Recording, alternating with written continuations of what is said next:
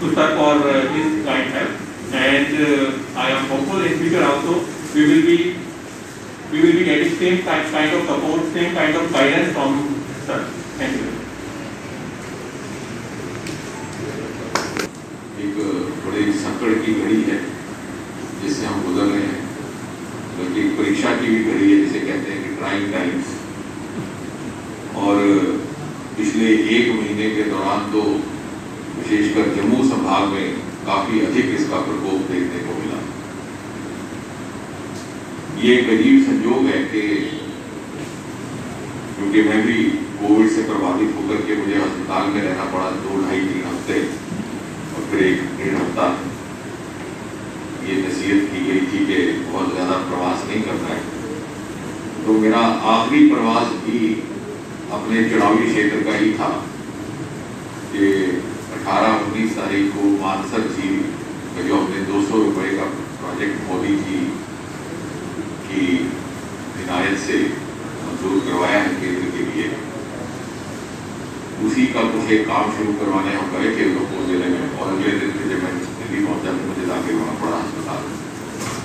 और ये परमात्मा की कृपा है और शायद हमें अपना कर्म निभाने का अवसर भी है विधाता की ओर से कि कोविड के इस दौर से निकलने के बाद जो पहला दौरा हो रहा है वो फिर से अपनी ही कॉन्स्टिट्यूंसी का हो रहा है। और कठुआ चूंकि नोडल जिला है इस कॉन्स्टिट्यूंसी का,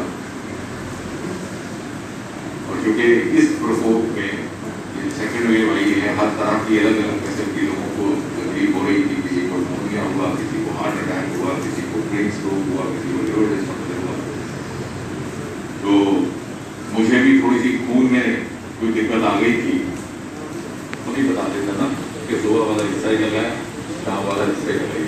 फिर शायद परमात्मा हमसे सेवा लेना चाहता है अपनी कॉन्स्टिट्यूंसी के केंद्र स्थान कठुआ, और इसलिए ये सभी अपने साथियों का भी आशीर्वाद के लिए अवसर दिया है। आज जैसे कि अभी डीसी साहब जिक्र कर रहे थे, इस आपदा में हम में से बहुतों ने अपने प्रियजन भी खोए हैं,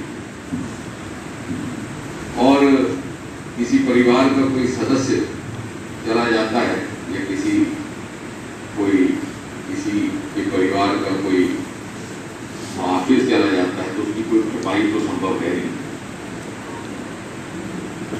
लेकिन एक समाज के सदस्य होने के नाते हम अपना दायित्व तो कहाँ तक निभा सके, ये एहसास हमें जिंदा रहे, ये हमारे लिए एक परीक्षा का मौका होता है। चिंता करनी केवल किसी पार्टी मात्र का ही काम नहीं, प्रशासन का मात्र का काम नहीं, बल्कि सारे समाज का दायित्व करते रहेंगे, क्योंकि सरकार तो करेगी ही करेगी और मोदी जी के होने में कोई चिंता नहीं है। एमपी फंड जो मिला उसकी तरफ से भी किया, लेकिन जब कुछ निजी प्रयास से कुछ होता है तो उसका आनंद, उसका संतोष भी अलग किस्म का होता है। और साथ ही साथ ये भी कहूँगा कि अब थोड़ा सा प्रकोप घटने लगा है, जैसे अभी कर्नल साहब ने और नरेश जी ने जिक्र किया ऑक्सीजन का।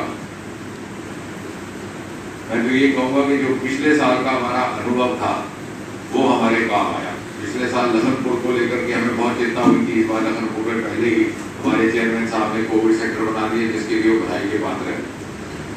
और ऑक्सीजन की चिंता पिछले वर्ष हुई थी, इस बार जब 2-4 घंटे के लिए भी ऑक्सीजन का प्लांट खराब हुआ, वो चरणजीत सिंह जी वाला तो डीसी साहब को कहा गया तो इन्होंने सिलेंडर्स की व्यवस्था कर दी, क्योंकि प्रश्न ये नहीं था कि किसी को ऑक्सीजन की आवश्यकता पड़ेगी कि नहीं पड़ेगी, लेकिन प्रश्न ये था कि ये जो अंदेशा चला जाता है समाज में कि अगर मुझे कुछ हो गया, मेरे परिवार के कुछ सदस्य को हो गया तो ऑक्सीजन की यहाँ व्यवस्था नहीं, तो एक उस तरह का जो साइकोलॉजिकल अनरेस्ट होता है उसको थामने के लिए ये तसल्ली रहे कि ऑक्सीजन की व्यवस्था है। डीसी साहब भी उसके लिए बधाई के पात्र हैं, और अब तो ऑक्सीजन प्लांट उसके अतिरिक्त भी यहाँ पर स्थापित हो चुके हैं। धीरे धीरे कुल मिलाकर के संभाग का हमें इस प्रकार की आपदा से जितना जल्दी हो सके निजात हासिल हो। और ये बच्चे जो मोदी जी अक्सर कहते हैं न्यू इंडिया, तो न्यू इंडिया क्या है, ये करने के लिए हम ये बड़ा छोटा सा विनम्र प्रयास कर रहे हैं। आपकी अनुमति से मैं डीसी साहब को ये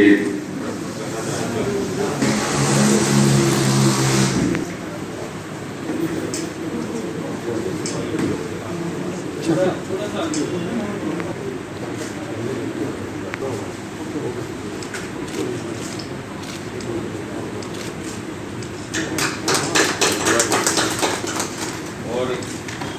इससे पहले कि हमारे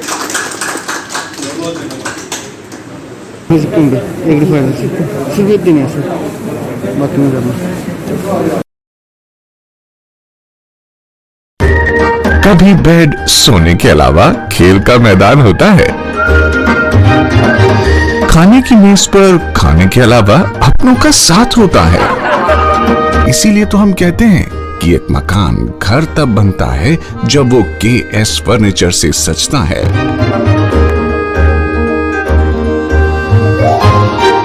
रिश्तों की मिठास का एहसास KS फर्नीचर के साथ।